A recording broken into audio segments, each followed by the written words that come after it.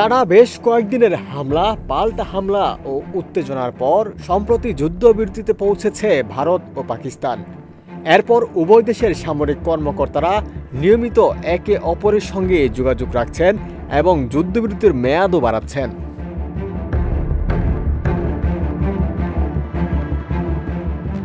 সামরিক উত্তেজনার পারদ আপাতত কমলেও ভারত সিন্ধু নদের পানি চুক্তি স্থগিত করায় উভয় দেশের সম্পর্কে এখনও উত্তাপ বজায় রয়েছে এবং উভয় দেশই একে অপরের বিরুদ্ধে উত্তপ্ত মন্তব্য করছে। এমন অবস্থায় পানি চুক্তি স্থগিতে জাতিসংঘে ভারতকে তুলোধুনো করেছে পাকিস্তান।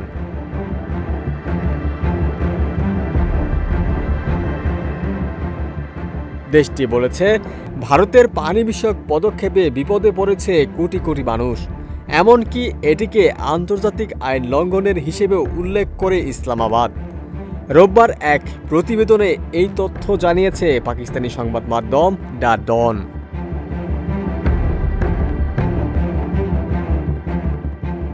সংবাদ মাধ্যমটি বলছে, ভারত একতরফাভাবে সিন্ধু পানি চুক্তি স্থগিত করার যে সিদ্ধান্ত নিয়েছে তা আন্তর্জাতিক আইন লঙ্ঘনের পাশাপাশি ২৪ কোটি মানুষের অস্তিত্বের জন্য হুমকি তৈরি করেছে বলে জাতিসংঘকে সতর্ক করেছে পাকিস্তান।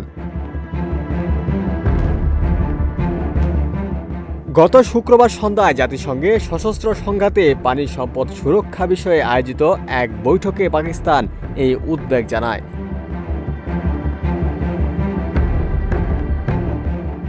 জাতিসংঘের পাকিস্তানি ডেপুটি স্থায়ী প্রতিনিধি উসমান জাদুন বলেন, এটি আন্তর্জাতিক আইন, মানবাধিকার আইন, চুক্তির আইন এবং রীতিনীতি ভিত্তিক আন্তর্জাতিক আইনের গুরুতর লঙ্ঘন।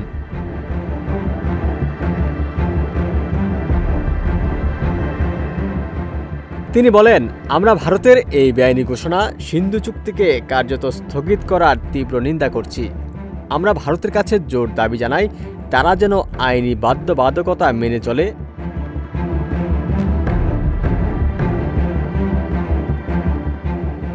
তিনি আরও উল্লেখ করেন, ভারতের শীর্ষ নেতৃত্বের কিছু মন্তব্য উদ্বেগজনক। উদাহরণস্বরূপ পাকিস্তানিদের না খাইয়ে মারার মতো মন্তব্য বিকৃত ও বিপজ্জনক মানসিকতার পরিচায়ক।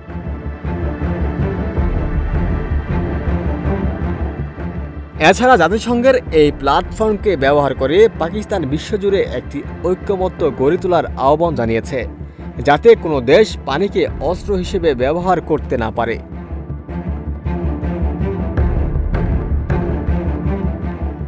উসমান জাদুন নিরাপত্তা পরিষদকে এই ইস্যুতে সক্রিয় হওয়ার আহ্বান জানিয়ে বলেন, জাতিসংঘের নিরাপত্তা পরিষদের উচিত এমন পরিস্থিতিগুলোর উপর নজর রাখা যেখানে আন্তর্জাতিক আইন লঙ্ঘনের মাধ্যমে শান্তি ও নিরাপত্তা বিপন্ন হতে পারে বা মানবিক বিপর্যয়ের ঝুঁকি তৈরি হতে পারে।